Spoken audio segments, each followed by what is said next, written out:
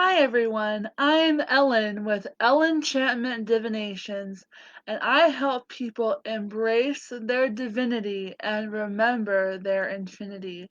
I'm so happy that wherever you are, whenever you are watching this, that you are participating in this reading for the collective and however way you want to give forth your energy and your goodness. So thank you so much. And I'm just going to read on the collective energies of how can we navigate this uncertain terrain. And I want to draw one card too about what we can be grateful for as a unit, as a collective earth family of human beings. So I'm going to say a prayer first. Thank you, Spirit, for cleansing, consecrating, healing, and blessing all decks used. And just continue to shine your wise and guiding light throughout all space, time, and dimensions. And just infuse these cards with love and light intelligence and remind everyone who's watching, whenever or wherever they are watching, that they are infinitely loved and blessed. And so it is. Amen. So I want to ask the first question with the Star Tarot by Kathy McClellan, my trusty deck I love to use. What can we ascertain collectively from what's happened so far in 2020 alone? What has that meant for the collective unconscious? What can we understand about the some of the psyche based woundedness or the healing of shadow work that needs to happen? So I'm gonna shuffle a bit and then let's go. Okay, so we have the Knight of Cups. So this energy of 2020 has been helping us tap into our emotions, take charge of our emotions, be emotionally stable and balanced. And I'd like to read a little bit of the Knight of Cups here in the book. Let's see. The Knight of Cups is a celestial seeker of the subconscious. His goal was to bridge the spiritual realm of air with the watery realms of the heart and emotions. He is the Grail Knight, questing for divine love and divine truth. While that rings home. He is sensitive and intuitive with a highly developed imagination. The knight uses his imagination in a creative and magical way, tapping into the deepest parts of his emotions, expanding his heart chakra. Sacred love is his motivation. Love gives him angelic wings to ascend toward the source. On his quest, he dives deep, discovering the depths of his inner self. Beautiful. The Knight of Cups tunes into the creative flow of the divine wisdom, allowing his heart chakra to be wide open. He channels inspired creativity from divine love that is expressed in his world. This creativity fills him with heavenly inspired gifts of art, poetry, and writing in general, which unfolds into the day-to-day actions of living a heartfelt life. The Knight of Cups brings divine visions to the world as a gift from the deepest part of his soul. He encourages humanity to explore and experience their personal connection to divine love. The Knight acts from his heart, from a place of truth with kindness and authenticity. The Knight of Cups glows with deep love that shines out to all he touches. He is the gallant and gentle warrior, chivalrous, gallant, charming knight in shining armor. He is the gentle warrior of love and light. The Knight of Cups is the romantic and a hero of the heart. I love that. He sees the beauty of the heart and soul of everything. The Knight of Cups is the highest example of the idea of the Grail Knights upholding the noble ideas of love and protection. His strength comes from his deep love and compassion for humanity and Mother Earth. I just want to read one more paragraph because this is important. The Knight of Cups challenge is to bring together the heart and with the mind in balance with spirit. Through the stillness meditation, he is able to bridge these energies, embracing a deeper understanding of his purpose in life. If his emotions and intellect become muddled, his actions can bring unrealistic ideas that lack focus, and feelings can turn insecure and temperamental. His imagination can turn illusionary, taking him off course from his intended quest. So I feel like that really resonates with the notion that so many amazing, circumstances have arisen from 2020. Like we're able to connect with people from across the globe, anywhere in the world. I'm part of a group, a mystical type group, and we have someone who comes online sometimes from South Korea. She lives in South Korea and she's connecting with us. So that's great. But at the same time, like a lot of what's happened with like racial unrest and bigotry and violence and all that, that's come from a place of like distorted emotion. I think a lot of times that sometimes we want to act and do something that's based directly off our feelings without consulting also with our mind and our mental fortitude. So I think that's really important to realize that, if we have a balanced mind with an understood heart, then that's going to yield forth more action stemming from wise mind. And wise mind in dialectical behavioral therapy of, counseling and all those theories and all those practices, the wise mind is the meridian, the middle point between the rational mind and the emotional mind. And when that wise mind is operating on the all clear and is able to direct energies forth from that center point, that is when so many more mindful and heartfelt decisions are made. And we can navigate these uncertain waters and territories with a wisdom about us. And we can just hold our center, continue grounding ourselves. Like a great way to ground is to go outside in the grass and with your bare feet, touch a tree, smell a rose, all that kind of stuff. Even, doing some mindfulness meditation practices inside or outside in nature.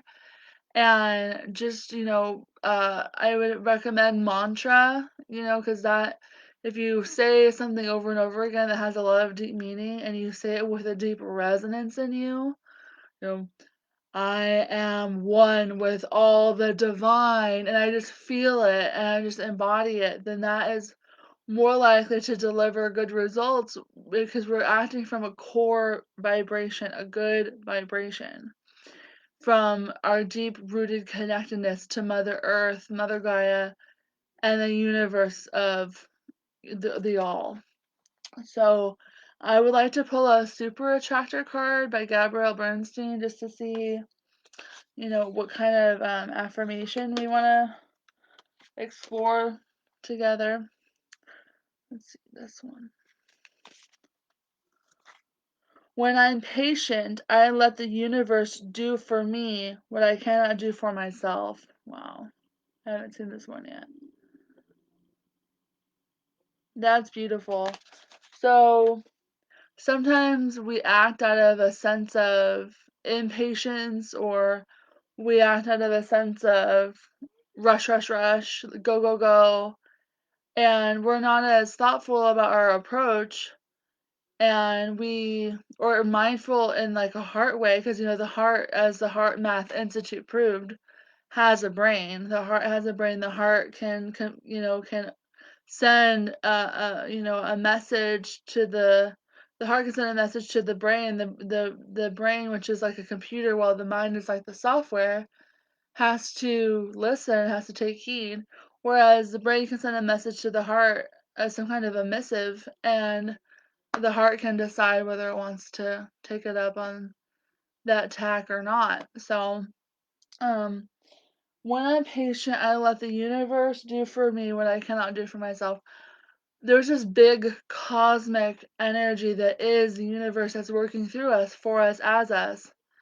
And when we allow that open space to just ignite in us, we're more likely to make conscientious, smart, thoroughly discovered by the soul decisions, and we don't have to stay so limited in the confines of our predetermined structures. We can just really accept the wisdom that's being shown to us and continue forward with that in heart and mind. And I like to think of the mind as kind of like a seed in rich soil, like the soil, only one letter difference, soil, U and I, right? And then, well, of course, soul, SOL, also means the sun.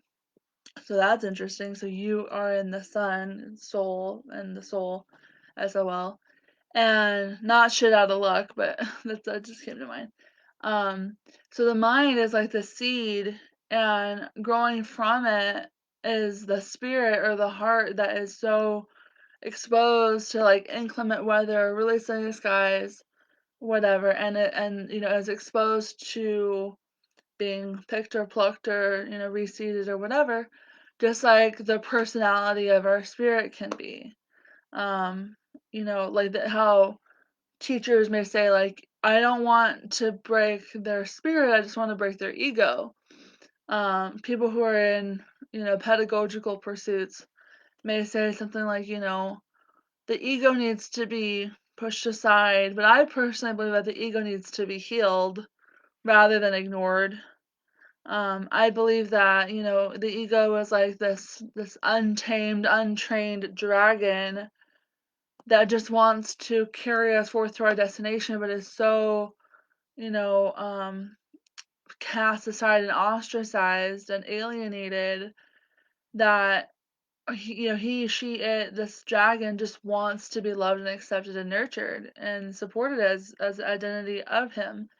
And I think that's the way our ego, if we could personify the ego, what the ego may feel. So, but with this impatience card, I think it's really important that we remember that when we are sowing seeds, we don't dig the seed up out of the grass, right? Or out of the planter or whatever, the dirt. We let it grow into this beautiful fruit, this beautiful fruition of time and development. And the seed, when it germinates, it doesn't, if you plant a tomato seed, it's not going to turn into a corn seed. It's just going to it's going to be whatever it's designed to be in its most infinitesimally small parts of itself.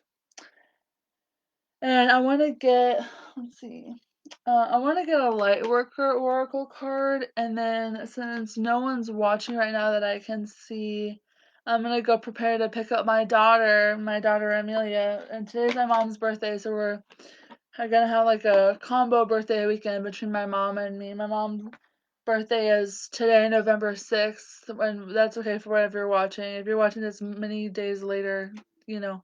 My mom's is November 6th and mine's on the 10th of this month, so that's pretty cool. So, Spirit, just one final message on how we can best embrace the uncertainty with open arms and just trust and be patient that the universe will deliver the goods, the universe will deliver the wisdom and insight and clarity as we go. So what kind of essence with the angels, what kind of essence with light workers, fellow light workers that we have in our lives, beings who are, culminating into a higher frequency aligned with each other to remind each one of us of our sense of purpose and our sacred mission. What kind of theme wants to yield forth from that question? This one. My phone's going off. Sorry about that. Oh my gosh, this is so perfect. Trust in the plan. I love that. Trust in the plan. I am going to read a little bit out of the book. It's number 13.